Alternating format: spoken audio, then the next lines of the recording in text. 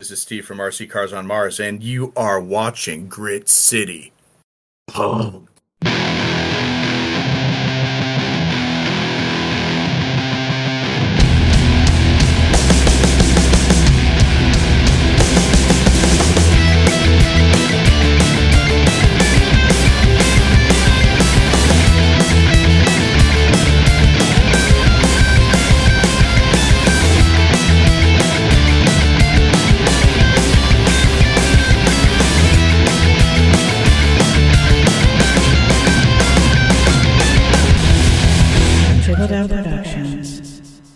Back in your ears once again, this is Grit City Punk. My name is Jeremy, and today's episode is a long one. I interviewed Steve, the bassist for RC Cars on Mars, and we went off in the weeds more than once. Things got pretty nerdy. Before we get into all that, though, I just want to thank everybody for listening to the first 2 episodes. This podcast is something that I am excited about, and it's so cool to see other people are excited about it as well. To all the people that have shared, reposted, told a friend about the pod, whatever, it means a lot. Thank you. On a side note, in the next few weeks, my other podcast, Underground Table, or UGT, will be dropping our 2024 wrap episode. My co-host Blade and I will discuss our favorite albums from last year, so keep an eye out for that. Now, let's get into some new local music.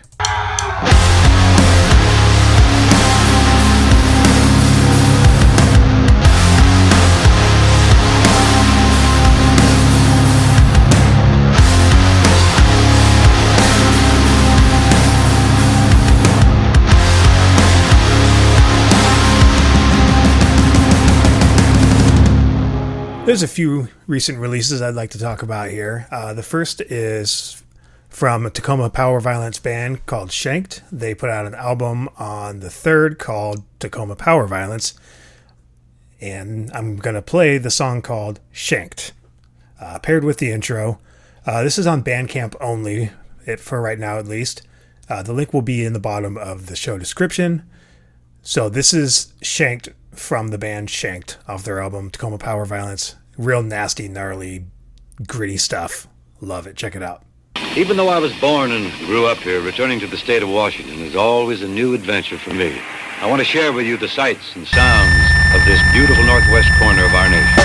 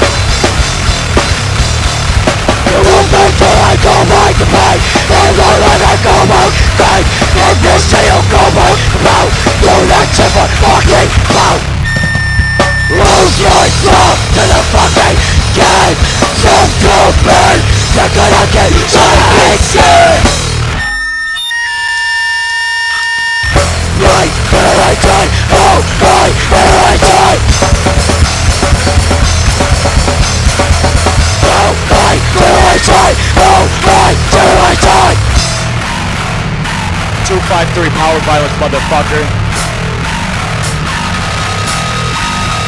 Judgment!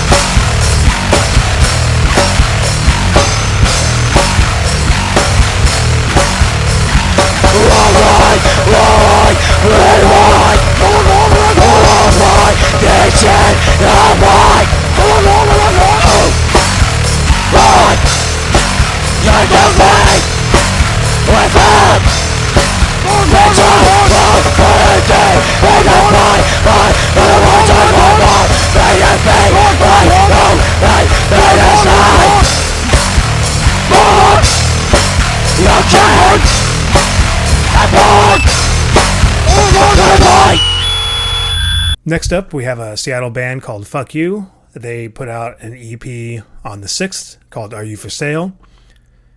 Started as Bandcamp. It's on streaming services everywhere now. Go check that out. This is some more sneery fuck you kind of... Well, I mean, they're called Fuck You, so that is everything you need to know. This is good stuff. The song is called What's Next? Leadership in government is political power, and political power is an official form of antagonizing the people.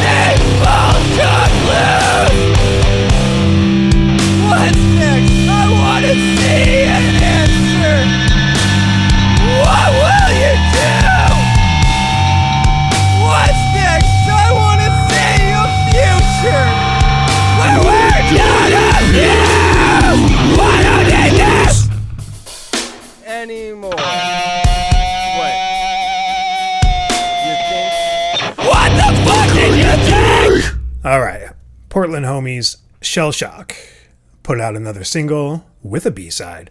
The A-side is Tainted, the B-side is Decadence.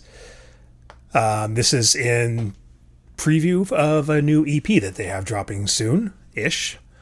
This is the song Tainted, and it's basically a baptism by mosh pit. The breakdown section is just absolutely sick.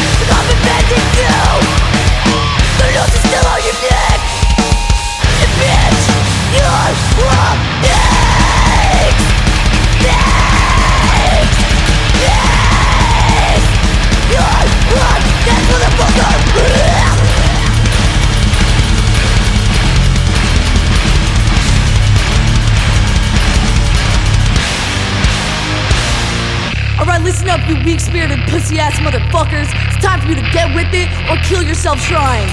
No more maybe, no more pulling punches. Walk into that fire until you can say that you are dead. No more. Genuine blood is needed until you feel you're pure.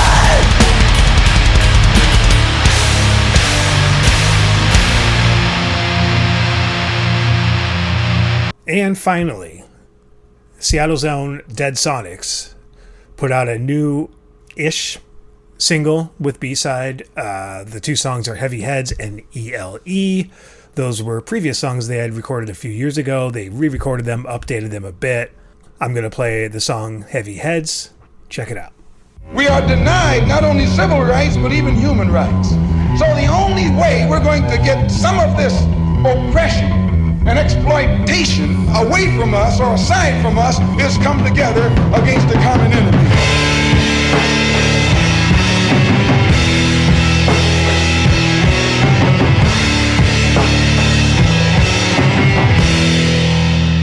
I am the bullets spilling blood in the streets. My silence upholds your racist beliefs in this land filled with greed. Home of the slaves, been fighting injustice just for fucking brain. English is weak, apathy is insane. Must be nice, thinking everything is okay. Behind your white picket fence, in your gentle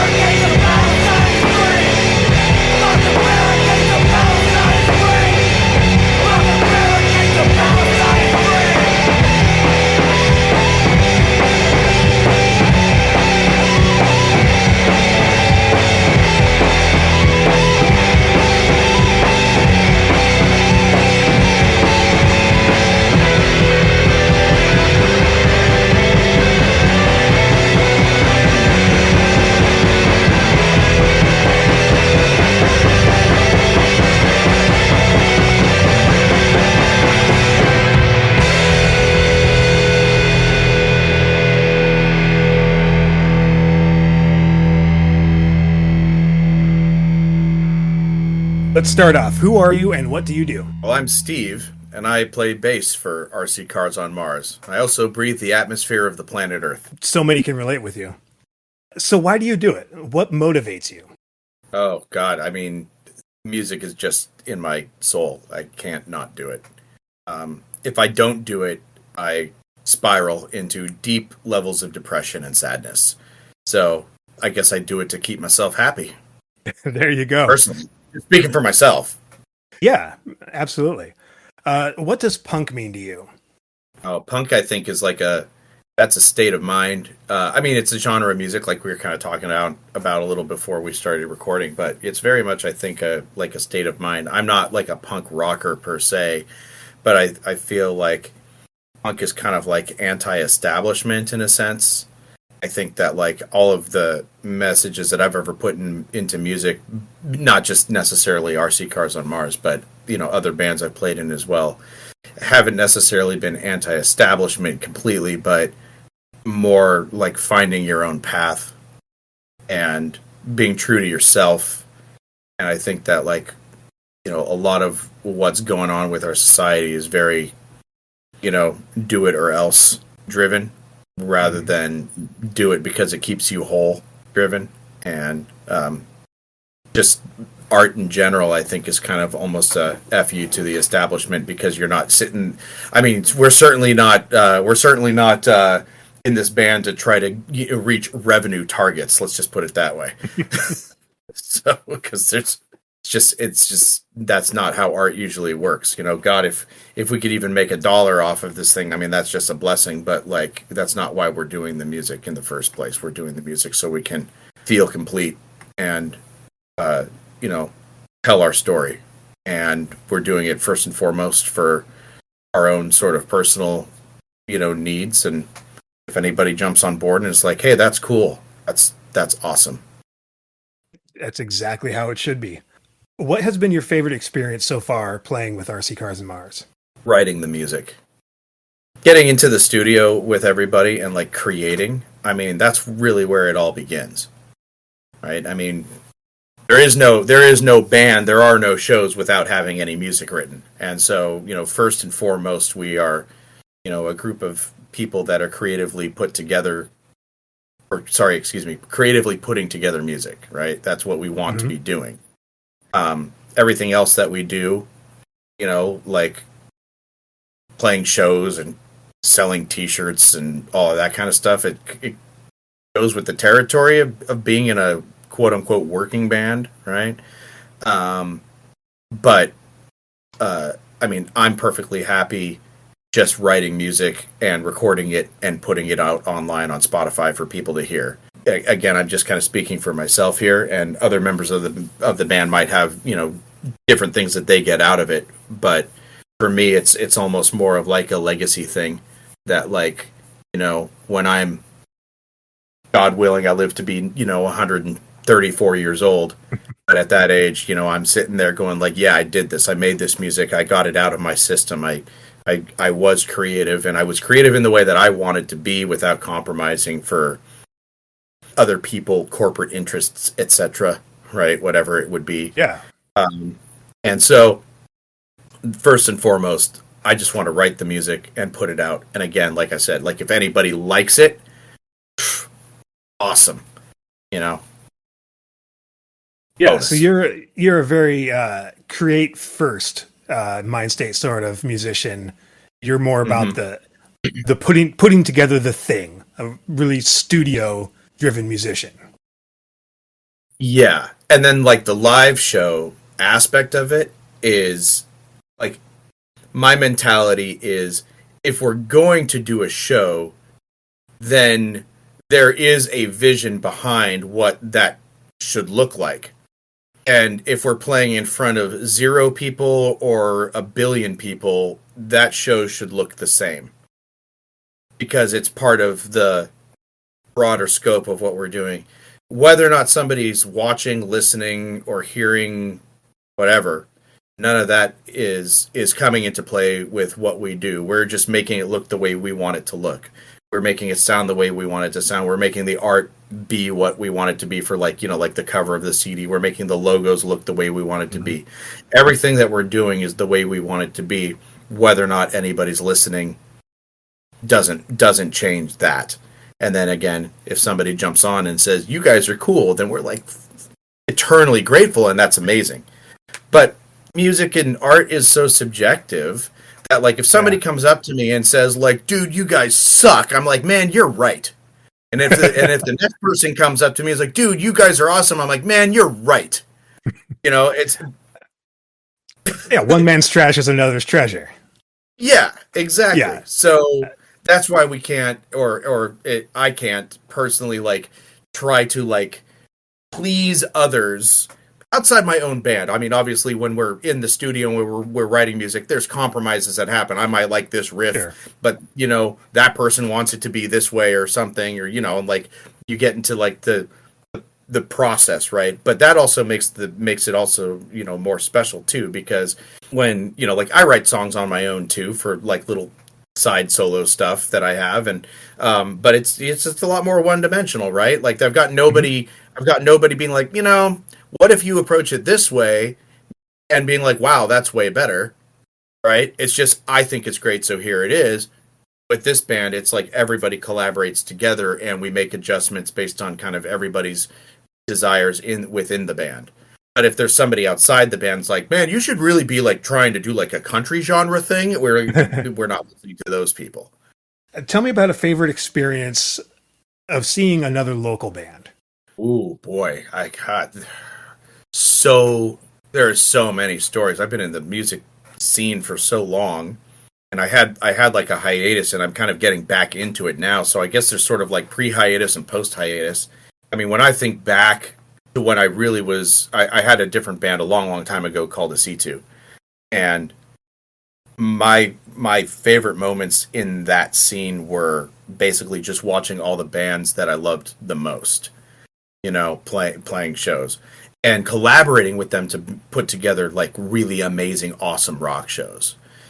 With this band, we're very new on the scene, so even though everybody in the band has played in other bands, and, you know, we're all kind of seasoned musicians in that sense, we're very still green from the perspective of, like, I think the music scene. And so we're out kind of, I guess, trying to prove ourselves to a certain degree, but we're very much looking for those folks that want to collaborate and put together, like, amazing shows. So the experience, I guess, to answer the question, is it's maybe a little bit of a sidestep answer, but it's not just, like, my favorite experience watching a band, but it's almost my favorite experience collaborating with other bands. And so far this year, the show that I think really kind of did it for me was our April 20th show that we did this year at High Dive in Seattle. And you just released a video from that. Yeah, we that's kind of why it was such a cool thing, is because we filmed it, we recorded it with Pro Tools, we've got it all mixed and mastered and all of that stuff, so it's like a professional video. That coming together was awesome, but the show itself was so cool because of the bands that we were playing with: Karmic Unrest, Devils Hunt Me Down, and kind of the friendships that we have with those people. And the way that everybody worked hard to make it a rad show and bring out, like, a couple hundred people to the night, so that way when, you know, we did put the cameras up and stuff, it was, like, actually a really cool experience to get to capture. So I'd say it's like moments like that, and there's a lot of those moments that I've had with this band and other bands, but that one with this band is kind of like I would say the top moment for this particular band so far. Hopefully there will be even better moments in the future. Hey, I'm sure there will be. Were you a music student in, like, say, high school, college, anything like that? Any professional music training? No, nothing professional like that. I mean, I took, like, some piano lessons when I was a kid, but they were trying to get me to learn how to, like, sight read music and stuff, and I wanted to just learn how to play the song and memorize how to do it. They were the teachers were, no, you have to learn how to sight read, and I'm dyslexic, and like sight reading was like I have a hard time just reading a book, right? Mhm. So like, you know, and being able to focus on it. So sight reading music was just like kind of out of the question, and I'm like, nah, I'd rather just go play outside with my friends at that point. But I did learn a little bit about music in that sense. But I didn't pick up a guitar and really try to play music until I was, God, 20 years old, maybe. And I Wow. just grabbed a chord book and I learned E minor, and then I learned C, and then I learned power chords. And then that was it. I just sat there and I just started noodling around and trying to figure out how to write music. And I ended up writing an album in my first year of playing guitar, and I recorded and everything, and I recorded it on this Windows, I think it was Windows 95 wave recorder, and through like a little eighth of an inch plug-in microphone that sat on my desk, and if you like even blew on it even a little bit, it'd be like, you know, that horrible sound, right? And I'm familiar so, with those. oh my god, and it's awful. And it picked up the hum of the computer. But what I realized that I could do with it, which is just hilarious, is that if I recorded my song and then I hit play on one instance of the Windows Wave Recorder and record on another one, it would record the microphone and what was playing on that one. And so my first sort of taste of multi-track recording was doing that, like, you know, but the hum of the computer, every take I did, the hum of the computer just got louder and louder and worse and worse. And I actually busted out that album, oh God, I don't know, in the last like year or two or whatever, and listened to it just because I was like, oh yeah, I remember that being really awesome and fun. And I listened to it now and I'm like, oh my God, I hope no one hears this. It is horrific. But it's how I kind of cut my teeth on playing an instrument. And then just from there, after years and years of doing it, here I am. So it's all really kind of self-taught. Yeah. In that sense. Long-winded way of answering, no, I haven't had lessons. So. Yeah, I get that, though. It reminds me of my first attempts at recording on a tape recorder. And then same kind of thing, you get a second tape recorder and you play back the first recording and play over the top of it. So you're doing basically the same kind of multi-tracking. And the tape hiss, just like your computer noise, it just gets more and more with each overdub and the sound degrades. But it's a really good way to learn how to multi-track and how to layer different guitar parts on top of each other when you're just playing by yourself. Yep. Our next like attempt at multi-track recording was, I think, oh God, it was a Korg. Boy, I think I'm probably getting this wrong. It was Korg DS 3200 or something. I don't know. But basically it was a big like thing. It had like 8 microphone inputs in it, like faders, and you could do everything within that little box. But it was like the user interface was pretty good for recording, but it was very, very horrible for like all the mixing and stuff. And so I ended up getting Pro Tools, and but Pro Tools I only had like 2 microphone inputs, and I wanted to track like 8 microphones for drums. So I would track everything into the Korg, and then I would bounce out all the WAV files and put it into a Pro Tools session. And then that's where I would be able to kind of start putting things together and making my demos. And then that's how I started learning the Pro Tools thing. And then when I was in the studio with my old band of C2, we would, like our producer, engineer, Dave Green, every time he was doing anything, I'd just ask questions. So he kind of became my teacher for Pro Tools stuff. So in that sense, I've had a lot of classes just kind of on the fly. And Dave actually, he did the RC Cars on Mars album as well. So like I've had a long relationship with him, and he did my other band, No Such Season, did that album. Like, so yeah, it's just, but like he's been my mentor on that sense. And now it's really great because when we track our demos and everything like that, we can get in and like some of our demos come out sounding like almost as good as like some bands out there who put out final music. And, you know, just because of like the knowledge I've been able to accumulate, but then we still want to bring it to somebody who's like upper echelon, like, you know, like my knowledge is there, but it's great for awesome demos and writing and pre-production and stuff like that. And I can mix, but it's just, it takes me a little bit longer, and it's sometimes you just need to get it done. So yeah. we usually outsource for the final mixing and that kind of stuff. Was there a defining moment, like a song or an artist or a moment in your life that kind of like radicalized you, that kind of confirmed to you that you were going to pursue music, that would be your thing? It's so funny that you asked that because, actually there really was. And I know exactly where I was when it happened.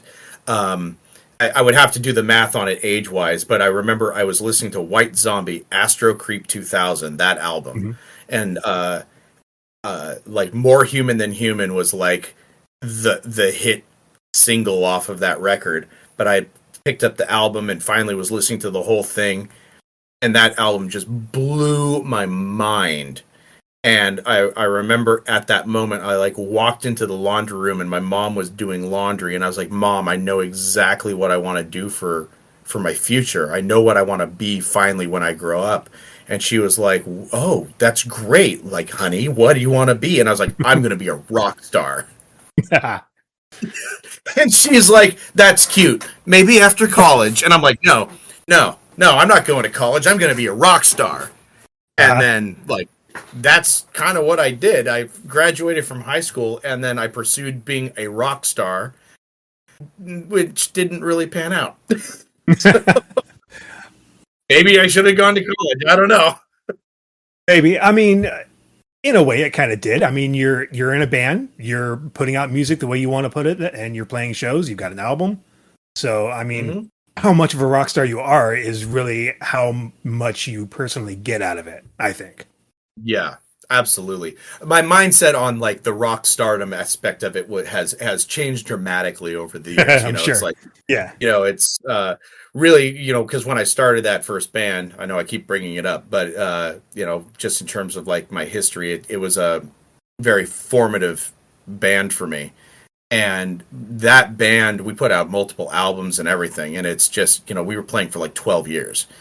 And we got pretty big within the Seattle scene, and we were doing some cool stuff. And then that 2008 financial crash happened, and people stopped really going to shows because they wanted to pay their rent. Which is understandable. I get it. I get it. I don't think it's a good excuse, but I get it. Right. So in that time, that that's where things kind of started going south or whatever. But oh shoot, ADHD just kicked in. I don't remember where I was going with this, but what with that? Oh, I remember that band in particular. It became something that was like I wanted it to go. I wanted it to be something that I could make a living at, and like I would still love to make a living doing music versus my day job or what have you.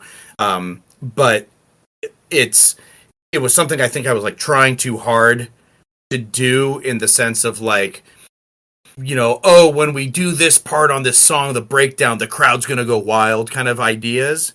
And it was always, funny to me because like we would write stuff that I would think would be like, oh, dude, the crowd is going to love this. And then we'd write other stuff that I'd be like, yeah, it's cool. And then the crowd would always be digging the stuff that I thought was like the worst of our stuff. And like the stuff that I thought was the best of our stuff, like the crowd would be like, it was very weird. And so after that band broke up and I took the break from the music and then started getting back into the writing process again and trying to, join up with bands and what have you. Like I completely had my entire mindset change, where it was like, I've got a job, I've got a career, things are, financially what they are, and they're decent and good, whatever. That's fine. Music is probably not going to be the thing that I'm going to make a living at. So just accept that and focus on writing what you want to write.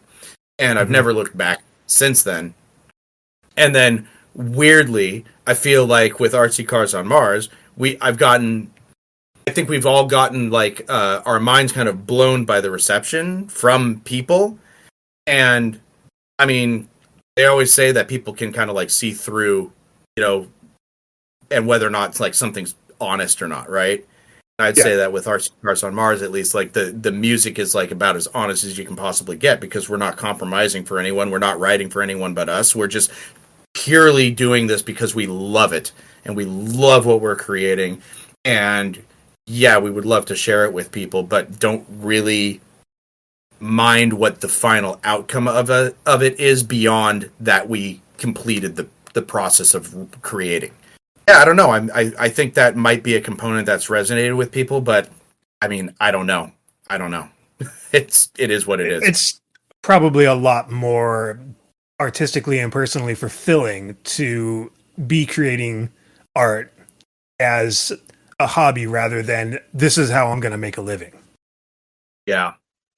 Yeah, I mean, like, I'm sure I could, like, make some money doing music if I wanted to join up with, like, a country band doing session bass work or something. You know, like, with the stuff that we play and like, listening to other, like, genres of music, you know, it's like, I've seen enough, you know, music and stuff that I watch bass players up there and, you know, they're just do, you know, it's very simple stuff, but it's like, that's just not my bag. Right. So I don't want to also do something like that where it's like, oh yeah, I'm making money doing music, but it's not my own music, you know, yeah, if you're not having fun or not feeling fulfilled in doing it, then, you know, why do it? It would just be a job, and then it would be soul crushing, just like any other job. Right. Yeah. And to each their own, though. Like, I've got in our rehearsal space, there's a guy a couple doors down from us who's a session drummer, and he loves it. He's like, his whole thing is like, I don't want to necessarily create songs and hammer out parts. What I want to do is have you tell me what you want so I can help bring your vision to life. And, like, that's really awesome as well. I actually worked with him on one of my little side songs, and I was like, here's the whole song. It's completely written. I just don't have a drummer for it. And he put some stuff down on it. He's like, what do you want? I was like, just what do you feel? And he threw some stuff down, and I was just, yes, that's the way to go. And he's a session guy, and he actually works with a lot of country musicians and stuff and other people out there. And it's just, so there's no right or there's no wrong. It's just what's good for you, you know? I think that right now, at least for me, that's what it is. Yeah, that's true for all music, really. There is no right or wrong way to do it. You can be a creative first, where, like you say, you just want to create the thing. You want to be creating the thing, and everything else is just secondary. Or, like your drummer you're just talking about, where that person just wants to play. Doesn't necessarily want to create the music, just wants to be actively playing, which is totally valid. Yeah. And granted, you know, that's not our drummer. He wants to be creative. Yeah. Yeah. No. I got that distinction. Yeah. Far out. Yeah. Yeah. So let's go beyond the kayfabe here, to throw in a little bit of wrestling lingo. I'm going to tread lightly here. Okay. So, the gimmick. When I say gimmick, I mean conceptually, the band is not like your typical rock band where you just go in and you have songs that are just abstract, and this song is about this song is about this. We'll just throw a collection of songs together on an album and call it good.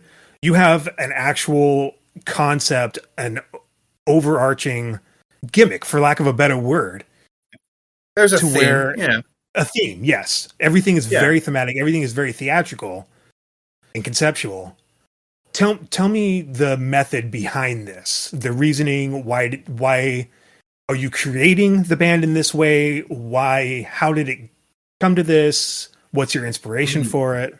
And kind of like long term, where are you going with it? Sure. Ooh, boy. Okay. So might have to help me stay on track, because that was a lot of questions in one question, right? It was. I'm sorry. Yeah. No. It's good. I'm totally game to answer the questions. So I just gotta see if I can keep on track, because again, ADHD and just same. So yeah. So there is definitely a theme and a gimmick, right? The thing about like gimmicks and stuff like that, everybody has a gimmick. Everybody's got a shtick. Even if they're like, oh, well, we just go up in our regular clothes. It's like, no, that's a shtick. That's your shtick. You've decided, any decision that you've ever made in a creative space is at some point it's a shtick. It's a decision to be a certain way, right? Mm-hmm. So I don't try to like get too wrapped up in that. I'm just, again, we're just doing what we want to do, right? Mm-hmm. So, but literally the way like the band form, it's. I wish it was cooler than this, I guess.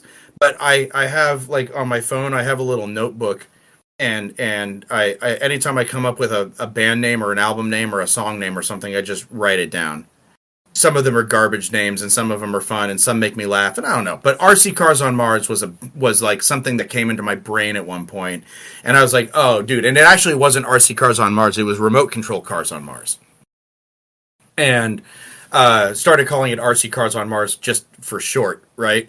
But this whole thing of Remote Control Cars on Mars was just like a thing that popped into my brain, and then I started thinking about it. I was like, oh, that might be a cool band name for something at one point. But then the more I thought about it and was like thinking about other band names, and if I wanted to ever start up a project again, from scratch, like that was the one that I kept coming back to. And I was like thinking about like, well, what would this music sound like, and how would I want this to be? Because I am just through and through, I'm a very progressive rock guy. But I also like a lot of post rock. I like a lot of melodies. I like harmonies. I like heavy stuff. I like metal stuff. Like Ginger is one of my favorite bands. Spirit Box is a great band that I love to listen to. Fucking love Mudvayne's LD50 album. Slipknot is rad, but I also listen to like a lot of Tool, and I listen to The Ocean, and I listen to Carnival, and I listen to Wheel, and I listen to Vola, and like there's all this stuff that's out there. And I was like, well, I want to do a progressive rock thing. At the time, I was playing in a more like proggy metal band, and it was actually with my existing drummer, Jake. So he and I were in this band called Chaos and Romance, and it was him and me. I was playing bass. We had a guitar player and a singer, and this singer, she was epic. Like, she could do those screams, and she could also sing melodies. And I was doing kind of like backup harmony vocals and stuff like that. And I was like, I really liked the configuration of this, and I'd always wanted to work with a female vocalist because in previous bands I had just been like the singer only, no instruments. And so I was like, I want to play bass. I don't even want to sing anymore. So it's kind of funny that I wind up always singing. I guess I just can't get it out of my system. But that band, for one reason or another, it just kind of didn't make it. It fizzled out. And when Jake and I were sitting around like talking about projects and stuff, what do you want to do? What do we want to do? Do we want to do anything else? And I just brought up RC Cars on Mars. And I was like, I've got this idea. And I was like, I want it to be more of a mellow ambient, but still have the opportunity to slam you with some heavy stuff. I just, I kind of sky's the limit. Not really any rules, but still living in a progressive rock element area. Maybe some post rock. Could be instrumental. I don't know. And he was like, yeah, I think that sounds good. So that's where it kind of really, the foundation kind of found itself. And then bringing Jeremy in on guitars and Rebecca in on vocals came out of the Facebook group Northwest Musicians Seeking Musicians. And I put out an ad, and Jeremy reached out and was like, if the way you described your music in the ad is what you're really trying to do, he's like, I'm your guitar player. And he came in and tried out. We're like, you're right, you are a guitar player. And then I just changed everything in the ad from guitars to vocals, and then Rebecca came in and tried out. And we were like, holy crap, you're amazing. So really, like, the first two people that tried out were the first two people that made it. Like, they got them. And then we just started writing, and it all kind of came together. Back to the theme of things, RC Cars on Mars just, it gave me visually, like visual elements in my mind, right? Like, oh, what do I see? Well, the first thing I think of when I think of remote control cars on Mars, or RC cars, are the rovers that we've sent to Mars with NASA, like the Sojourner rover and Curiosity and all these things, right? Because that's what they are, man. They're little remote control cars on Mars that people drive them around, And I like that's kind of cool that people are just playing with these things on another planet for a living, right? And so then it just sort of escalated from there, and it was like, oh, dude, like this, like every album should be named after a rover. So that's why our first album is called Sojourner. That was the first rover. Mm-hmm. So we're going to have albums named after the rover. So to your future question, what's coming along the line and down the pike, that's what we're doing. So the next album is going to be called Pathfinder. You heard it here first. Okay. And, and the Pathfinder mission is what kind of landed opened up, and then the Sojourner Rover came out. So this Pathfinder album is going to be more of a companion to the Sojourner album rather than like a whole new thing. And then within that, when we started writing our lyrical content, there was kind of like a story we wanted to tell. And I'm an astronomy guy, I'm a sci-fi guy, I'm a pretty nerdy, geeky fella. And so when Rebecca and I started like working on the vocals and the lyrical content and stuff like that, we wanted to be able to have some fun and have some giggles, but at the same time, not for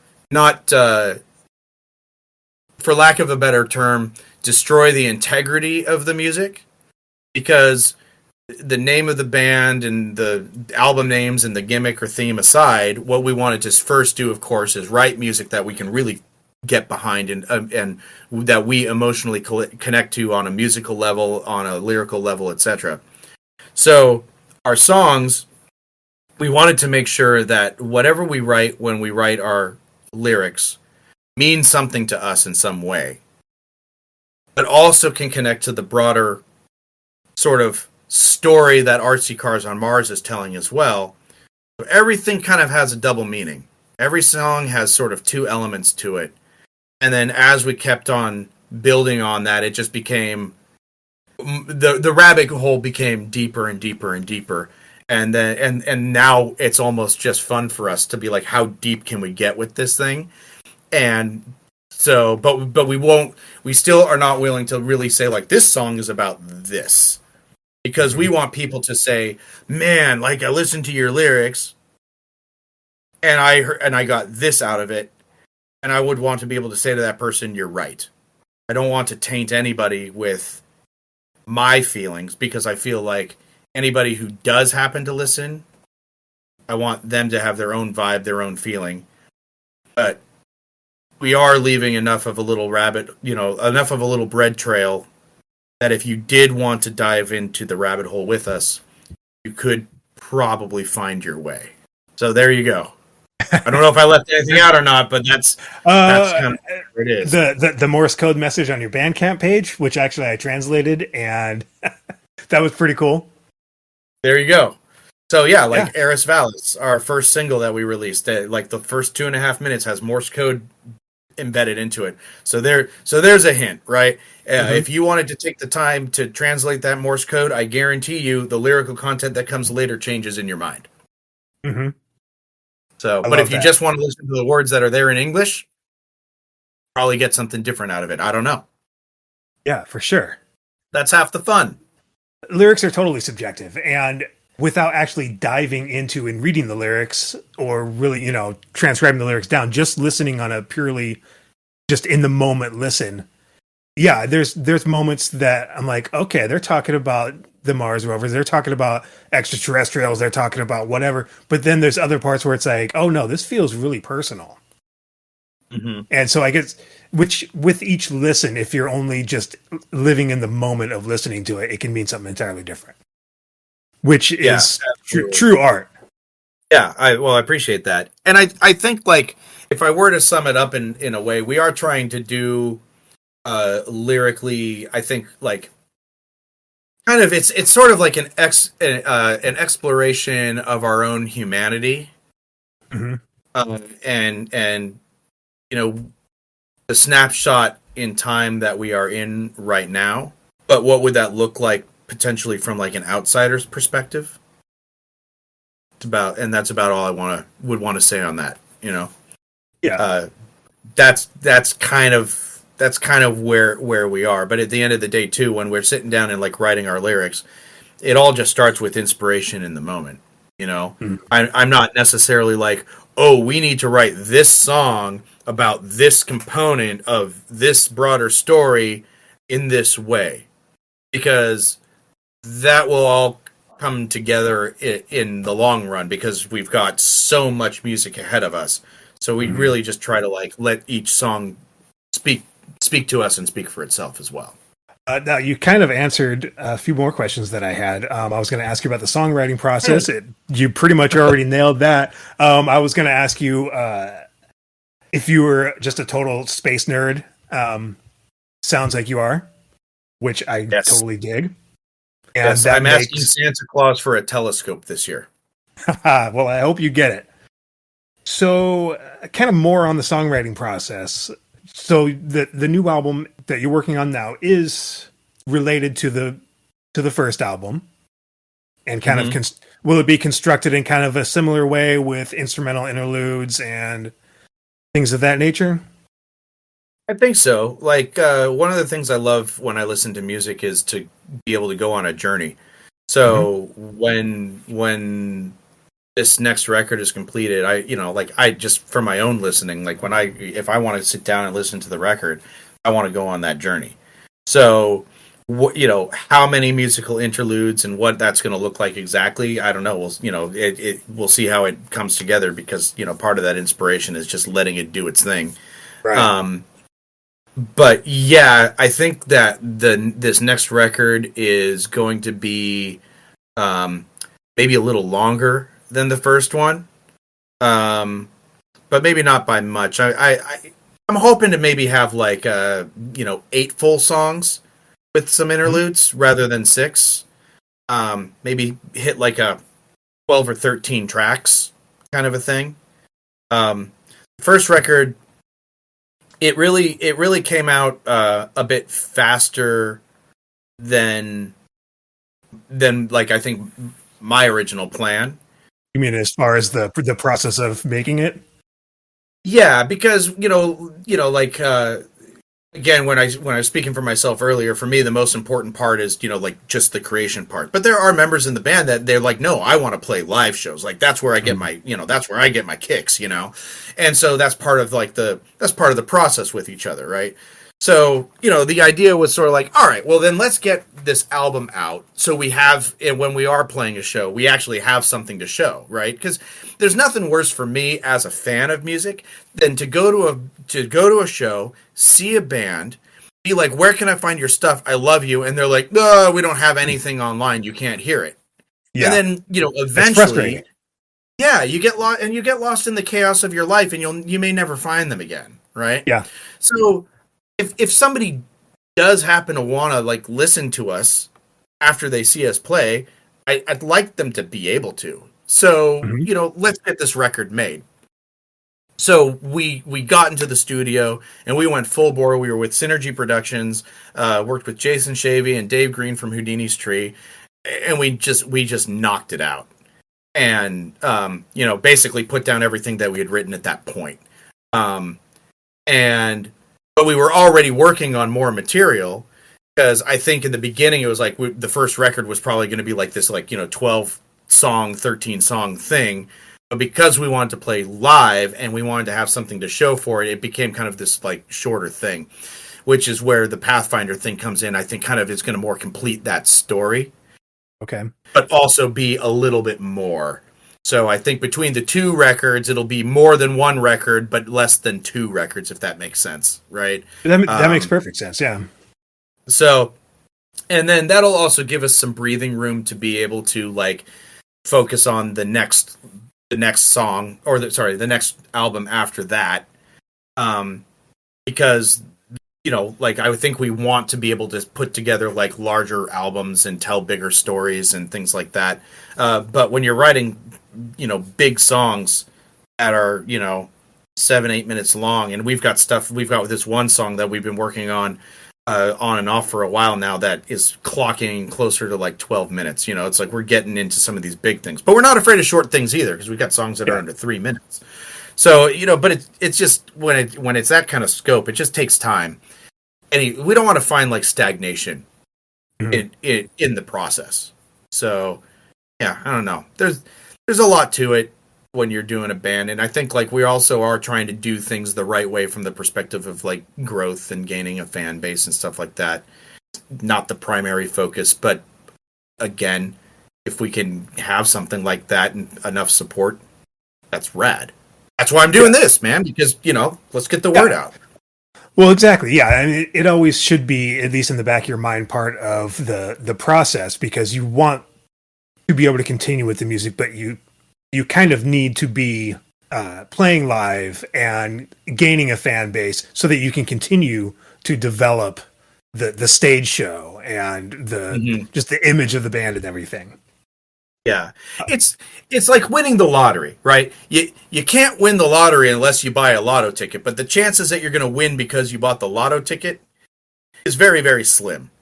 So I think from that perspective, we're doing all the things that I think you would need to do in order to make music one day become your living, knowing that it's a lotto ticket. Like, the chances of it happening are like slim to none. So we're going to focus first on the project and making it what we want it to be.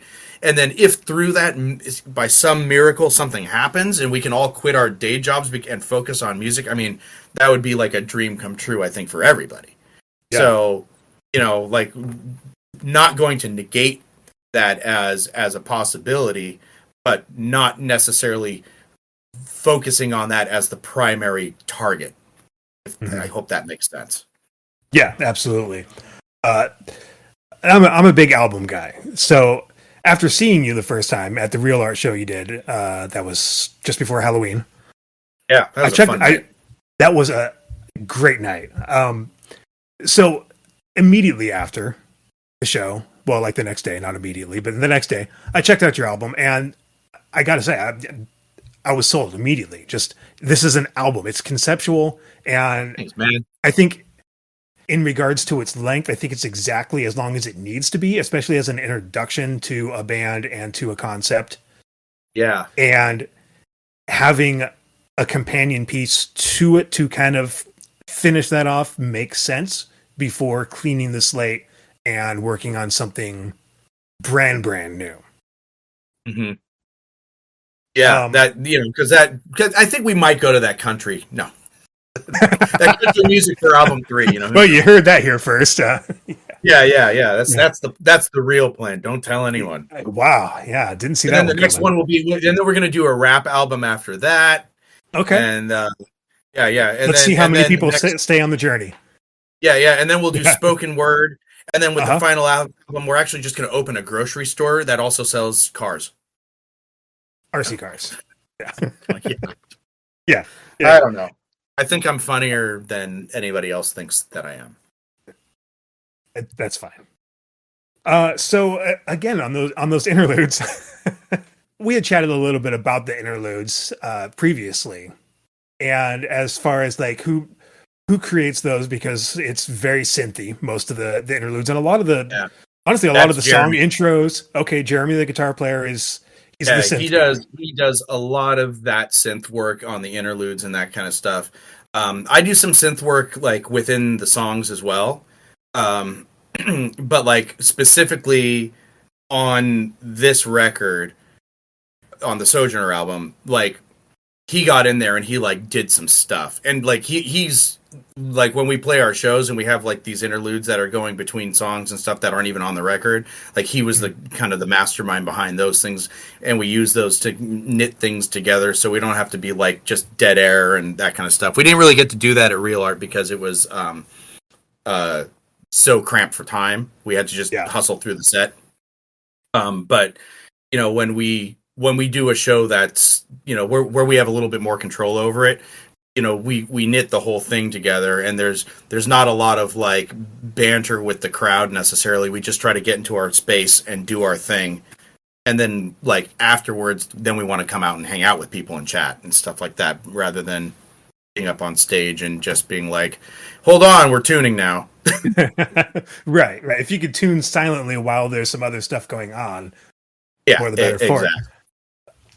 And also, you mentioned getting out and interacting with the crowd and the other bands before or after your set, which is a totally awesome thing. And that's what I love about small clubs and local music venues and shows, is the interaction. And you're watching a band, and after that band is done, if you see that band on the floor watching the next band, I mean, it doesn't get any cooler than that.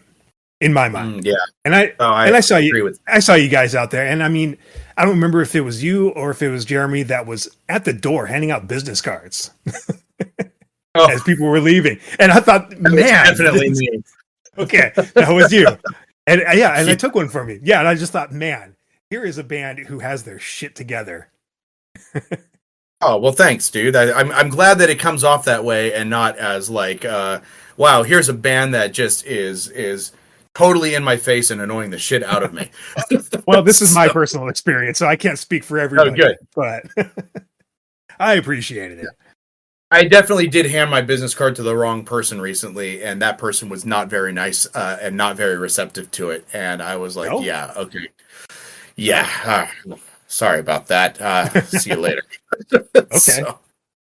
But most of the time, people are pretty receptive, when I talk to them, and it's like,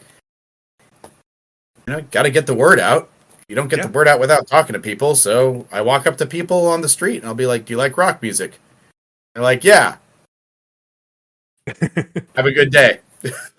Yeah. So you could just be like, "Hey, do you like space?" Oh, do you like space? Yeah. Do you like outer space? And would you like to listen to rock music in outer space? Kind of getting towards the end of things here. What are some other local bands that you think people should know about besides RC Cars on Mars?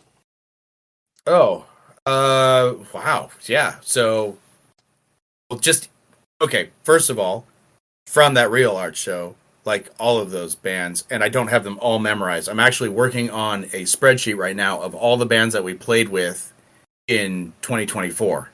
Oh, that's so nerdy. So that I can stay in contact with them. What's Yeah. that? That's so nerdy, and I love it. Oh yeah, it's super nerdy. But like all of the bands that we've played with, I can't think of any band that we've played with this year at all that I was like, I don't like you guys. You're not cool people, or your music just sucks balls, right? But I will say that there were definitely a few that stood out a lot to me. And so in not any particular order, I'd say Devils Hunt Me Down, Model Snake, Karmic Unrest, Wide Eye Panic, they're from Olympia, Laura Frenzy, Kapala. Mm-hmm. I know I'm just going to be like leaving people out that I've been like super impressed with this year. You played with Kapala at Real Art, and then also, what was it, a week or two later, you played another show with them in Seattle. Yeah. Oh, Hospitalize. Yeah. Okay. So we did the show in Seattle with Kapala, Hospitalize, and Sammy. Oh God, I can't remember his last name. But yeah, every band that night was really, really awesome. And what I really loved about seeing Kapala that night was, so the Real Art show was really rad, but everybody was playing cover songs. You just don't play cover songs. So we were able to, we were able to find one cover song. We did that Alice in Chains, Them Bones thing, which was fun. But we kind of live and die by like creating, right? Mm-hmm. Rather than covers. So I thought it was a really cool, like, concept show. It's a big thing for Halloween season. A lot of shows come up that are like that. Yeah. So, we wanted to participate, and by doing a cover, I think we all felt a little bit bad that we're like, we don't have more than that one, But, seeing Kapala then come out and play with us at Madame Lou's and getting to see all their like original stuff, I was like, yes, you guys fucking rock. You guys are great. And they're young kids, man, and it's just like, I don't know. When I see like younger kids like really getting into rock music and like loving what we're doing and loving what other rock bands in the scene are doing and stuff like that part of it like warms my heart more than anything else, because it means that rock music is actually going to maybe stay alive. Mm-hmm. I was actually at the Korn show at the Tacoma Dome, and there were a lot of like young kids there that were just rocking out so hard to Korn, and I'm like, dude, and they were there with their moms and dads, obviously, right? It was just, but I'm like, oh, thank God it's not just all old fucks like me here, it's just, so that was great. I asked you why you do what you do, and I'm going to tell you, to branch off of what you just said, why I'm doing what I'm doing here with this podcast is exactly what you said about the young bands, the kids out there putting together their first band, getting out there. They're still in school, they're in college, high school, whatever, and they're just getting out there and experiencing music. To see them grow as musicians and as bands and as people, and just, there's some naivety that is really neat and fun to watch when it comes, just because, you know, they don't have years of baggage associated with what they're doing. It's all brand new to them. And there's such an honesty and such a punk rock attitude about that. And yeah. And so, and another thing, I've been volunteering at Real Art and working backstage and stuff. And so a lot of times I'm seeing bands that I've never heard of playing music that I wouldn't normally listen to. And it's awesome. And it's just seeing so many, like, yeah, these mixed bills and all ages clubs and just everything going on in the local scene. I don't know what's really going on in Seattle right now. Sounds like there's just as much, if not more. But man, this scene is huge. Tacoma, Seattle, Olympia, all of it. That Tacoma show, I want to go back to Real Art so bad, because the first show that I ever played was at a Kirkland Teen Center. And it's kind of something sort of similar to Real Art in the sense of like a safe place for youth to go, right? They're a little bit like Real Art in the sense of like they had this. I got to speak. This is a while ago, so I don't know what it's like now. But like, you know, they had the stage and they threw shows and stuff. But then they also had like a whole like non-profit, like almost like corporate entity side of things where they did a lot of like youth engagement services. So I think that they were doing like mental health awareness and all kinds of other like giving back to the community stuff, right? But it was always a safe place to go. And when I heard that Real Art was like a nonprofit safe place to go for youth and stuff like that, I was immediately like, that's where I would want to play a show 100%. And the fact that so many people came out on what was it? I think it was like a Sunday night. It was a Sunday night, yeah. Yeah. Yeah, that was amazing. And Seattle is not like that. At least we haven't seen that yet in Seattle. Yeah, no. Seattle is like it's all bar shows and clubs that need you to sell tickets and sell drinks and curfews, and it's weird. It's weird. That Tacoma show felt more like the scene that I'm used to from back in the day. The scene as it is today is very interesting and money driven, it seems. I don't know. I'm trying to wrap my brain around it still and figure out the best approach, but it's bizarre. It's bizarre out here. Yeah.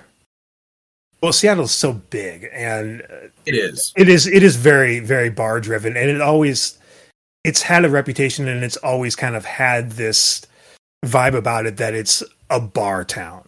I mean, even going back to the 80s with the teen dance curfew, like underage kids couldn't go see shows. Underage bands had a hard time playing shows. And even when that curfew was lifted, Tacoma never had that actual curfew or law in place, but it had the same mentality back then. Like when I was coming up there, you couldn't just go to a club and watch a show as a minor. And if you were playing in a band, or, you know, for friends of mine that were in bands, like there was no place to play. Like there was bars, and they basically just wanted cover bands that sold drinks. There you have it. So that's the thing, right? And so it's tough to get in because they're like, well, how many people can you bring? That's the first question that any club asks. How many people can you bring? Oh, well, we're a new band. We're like, I don't know. We'll work really hard and we'll promote the hell out of things, but you know, we're going to bring what we're going to bring. We've been able to bring a lot of people to shows, and there have been other shows we haven't been able to bring very many people to. It just depends, I guess, on the night. Yeah. And, you know, but like it's growing. You could never really predict that either. I mean, even at Real Art, I've seen a band with a packed house, and then a couple months later, that same band, nobody's there. I mean, you know, people are there, but it's like, you know, by comparison, it's nowhere near. So it's really kind of a fickle thing. Yeah. Yeah. But you know, we're trying. We're gonna get our heads wrapped around it, and I think that the best experience that I ever had as a musician, there was a club in Seattle called Studio 7, which isn't around anymore. It was an all ages venue with like a little balcony bar that looked down at the stage, and I just worked with the owners of the club, and whenever we would play shows there, we would just rent the venue. And then they were like, the venue then didn't care. They're like, well, we got paid. We got what we wanted out of it. Yeah. And then we just would be like, here's what we're kind of doing. This is the layout of what we're going to do. And then great, go do it. And that was all of our best shows. So I think I want to try to get back into that type of mentality for shows in 2025, working with venues that I could potentially just rent out. And rather than trying to like jump on a bill and like with a bunch of bands and who knows, it's like, oh, great, we got on with these guys on a Thursday, or, you know, oh, cool, yes, a Saturday night show that we're opening up for these bands that we've never met because we got invited on or something. I think I would rather try to put together a show at a venue that we have like the kind of the control over, where we can collaborate with the bands and make it something special. And, you know, God willing, we make some, you know, enough people through the door to make our money back from the venue rental. But yeah, at least break even. Still, I would rather lose money on a night that is a lot more like chill and relaxed and running smoothly and good for the musicians that are playing than like hustling in and trying to be on some sort of strict timeline. Like no fault of their own. I mean, this is just how it is. But that Madame Lou's show had like a 9 p.m. stage curfew. You know, it was like an early all ages show, but we had to hustle through that night so fast on such a tight timeline and then get out of there because they were bringing in a DJ and a bar crowd, you know, to boots all, you know, Puss in Boots all night, right? And when the rock shows ever happen on schedule, right? Right. And so like it was so stressful, but it went down without a hitch, and that was, you know, thankfully, like the promoter for the night with Yes Music, she was like mega communicative. Everybody knew exactly what was going on. We knew where we needed to be, when we needed to be there, what we could do, what we couldn't do. Like all that stuff was great. But like that is an anomaly, you know, like that level of communication and that level of support from a promoter who is there on site, who is promoting the night and trying to blow it up, where it's not just the bands promoting the night, but the promoter also promoting the night and all the bands as a whole. That's very much an anomaly. You know, most of the time you work with just a booker at the venue, they get you on the bill, and then they go, here are the rules, show up and do your thing and play by the rules, kind of a thing. Yeah. So, you know, I don't know. I don't know what's right or wrong anymore. It just is what it is. So, yeah, and really at the end of the day, there is no singular right or wrong answer. There's so many different ways that things can happen. Yeah. I mean, they're doing what they need to do with their own businesses, so. Yeah, it's a business. Yeah. So I was going to ask you what's next for RC Cars after the album is complete, but you kind of already wrapped that up. Hopefully more shows and hopefully more kind of all-encompassing concert experiences rather than just random appearances, which I'm sure you're not opposed to doing those either. Oh, no, not at all. Yeah. It's just, you know, it's more fulfilling, I think, to be able to get up there and play like your whole set rather than to get up there and haul ass through like 5 songs, you know, in 30 minutes or something, right? Yeah. But we also want to get out of Washington, I think, in 2025. I'd love to start doing some stuff in Portland. We just got an offer to play in Idaho.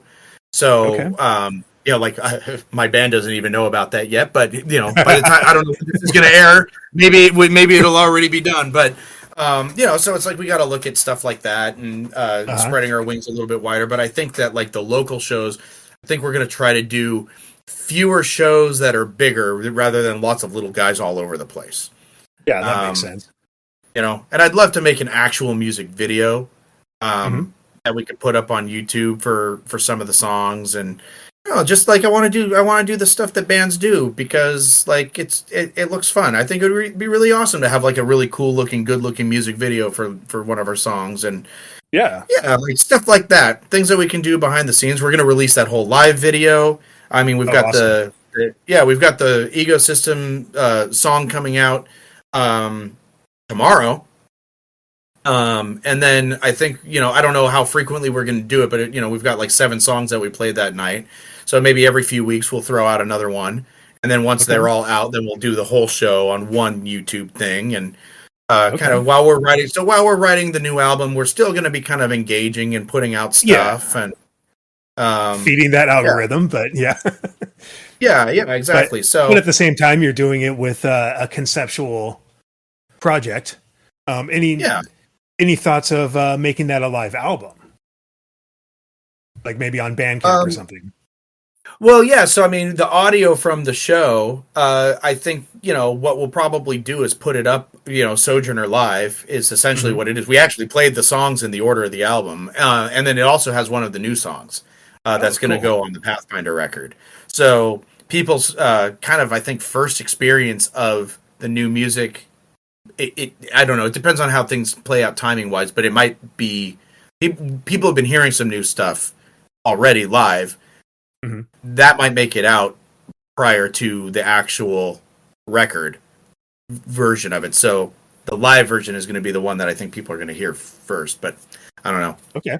Things, you got to kind of pivot when needed. So like we're just doing what we're doing. Okay. Do you have any other projects outside of RC Cars? Yeah. So I sing in a band called No Such Season. Okay. And that band, the guitar player for that band, his name is Will Como, and he was my guitar player in my first band, C2. So this is semi-nostalgic, kind of a, getting it together again, but this is more his project, I think, from my perspective. Like he drives the music writing. I come in and put my twist on it, my vocals on it, and stuff like that. But I'm not really as engaged with the creation of the music in the way that I am with RC Cars on Mars. So I'm your singer kind of a guy. And then I have a solo project called Name, which is NAIM. I've got a few songs that are released on like Spotify and stuff like that. These are the songs that just don't find a home anywhere else. So it's not necessarily like that I'm doing all the songs as a solo thing. I work with other musicians. I'm working together with Don Gunn and Glenn Cannon on a song. Glenn Cannon of Glenn Cannon and the Damage Done and Window Pane. Everybody in Seattle knows Glenn. And Don Gunn being an amazing drummer. That rings a bell. Yeah, so we've got a song that we're putting together, and that's going to come out at some point. And so working with like just a lot of different musicians, so more of like almost like a music collective type thing. And then the old band that I played in a C2 back in the day, we have this long lost album that never made it out. So all the music is pretty much done. I just have to track my vocals, and hopefully we'll get that out next year as well. So we'll see. But so is this like an older recording that's just being updated and finished, or is it all new recording? So it's probably about 50-50. We had a cover song that we did. We actually covered Phantom of the Opera, which was pretty fun. So we've got the Phantom of the Opera cover, and then we've got, I think, 5 new songs, and then we re-recorded some old ones from our first record that had kind of evolved and twisted into slightly different versions, and did some re-records of those. So all in all, I think it pans out to about 12 or 13 songs. But I mean, we recorded all of the music forever ago, like right after the band like kind of broke up. We finished our last show, recorded the record, and then 11 years later, it's still not done, but it's there. It still exists. The band still is real. Okay. And is the previous music from that band available on streaming services anywhere? Yeah, it's C2, ESITU. And we've got 3 albums. We've got a live recording of a show, a little 3-song EP. So yeah, that band did some stuff. It was cool. Rad. So where can people find your current project, RC Cars on Mars? If somebody wants to look it up, where can you be found? Yeah, I would just go to www.rccarsonmars.com. And that links you to everything. Like we're all over social media, YouTube and Facebook, Instagram, and all that stuff. TikTok, not so much. We got to figure that thing out, I guess. That's what we're being told. But who knows? TikTok might not even be here if the U.S. government has anything to say about it. So before I spend a bunch of money on TikTok advertising and that kind of thing, let's make sure it's even going to be around.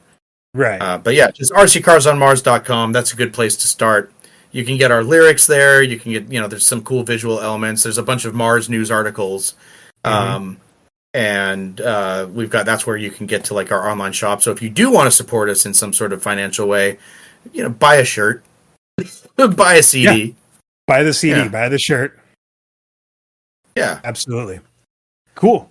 All right. Well, we are officially at twice the length that I anticipated, but this is all good stuff. So I appreciate your time, sir. Yeah. Hey, that's great. I appreciate you, man. Your time. Thank you so much.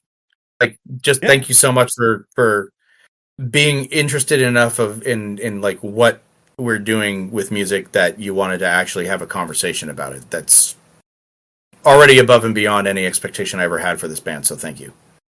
Great. Yeah, no, the pleasure is absolutely mine.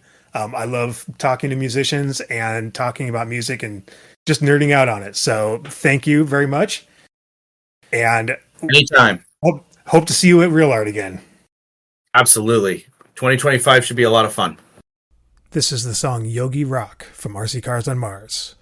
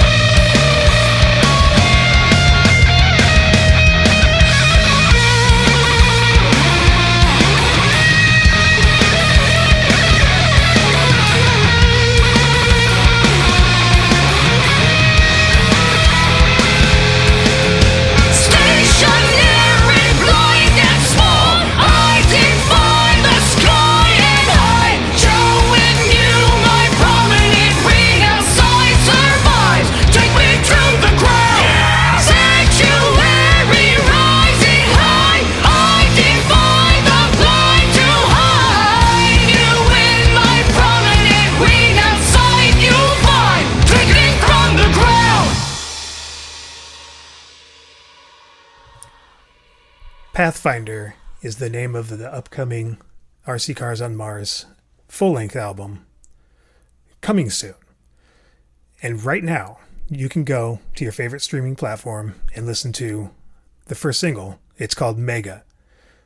Go listen to it. Finish this first, and then go listen.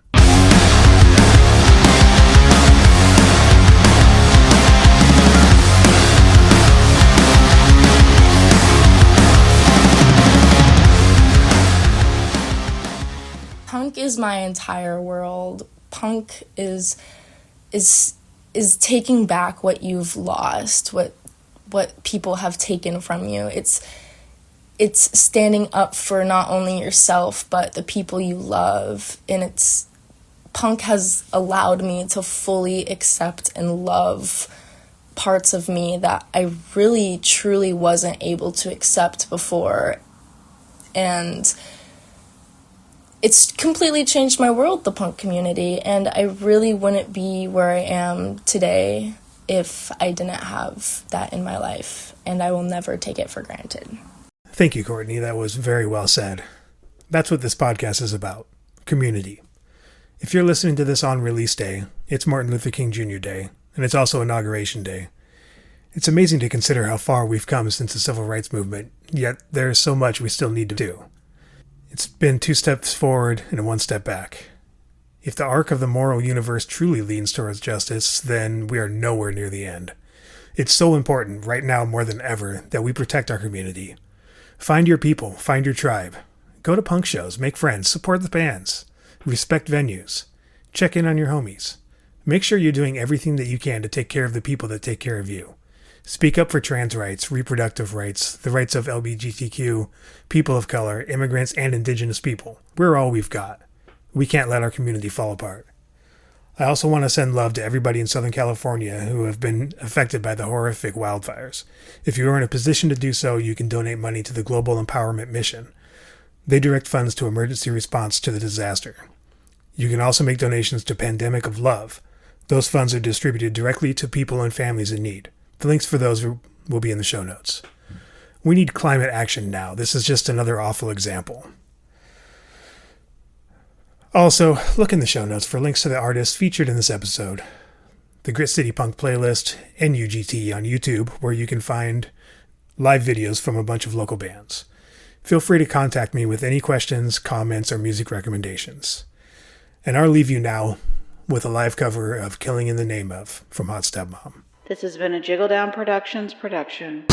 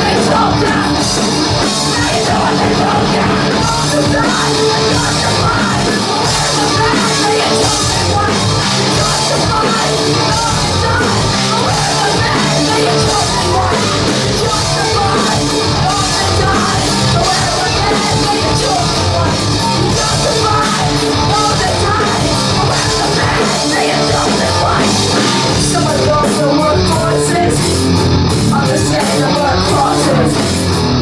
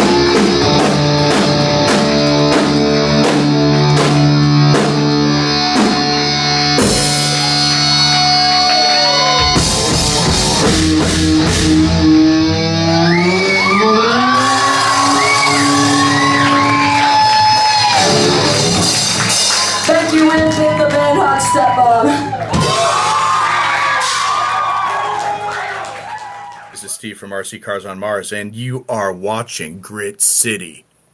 Oh. Is that good? That was great, except for nobody's going to watch it because it's audio only.